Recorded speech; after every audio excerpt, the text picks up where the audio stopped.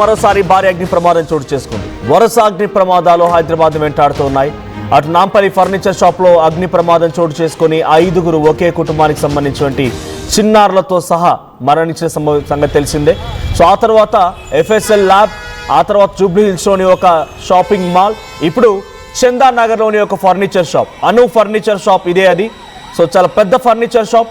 So దాంట్లో అగ్ని ప్రమాదం చోటు చేసుకుని సుమారుగా అక్కడ ఉన్నటువంటి ప్రతి స్టేర్స్ లో కూడా, అంటే ప్రతి అంతస్తులో కూడా ఆ స్టేర్స్ అన్ని కూడా పూర్తిగా తగలబడిపోయాయి. సో మంటలు భారీగా చెలరేగుతూ ఉన్నాయి.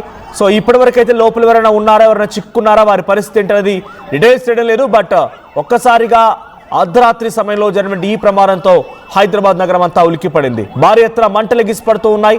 సో మంటలు ఆర్పేందుకు అక్కడికి 10ల సంఖ్యలో ఫైర్ ఇంజన్లు చేరుకోవాల్సి వచ్చింది. విజువల్స్ మనం చూస్తున్నాం. ఫైర్ ఇంజన్లు అక్కడ చేరుకొని మంటలను ఆర్పేందుకు నీళ్లు చల్లారుస్తూ ఉన్నారు. కానీ అక్కడ లోపల మొత్తం కూడా ప్రతిదీ, ఫర్నిచర్ షాప్ అంటే ప్రతిదీ కూడా ఫ్లేమేబుల్. అది వుడెన్ వస్తువు ఉంటుంది, తర్వాత లెదర్ ఉంటుంది, సోఫా డస్టర్స్ ఉంటూ ఉంటాయి.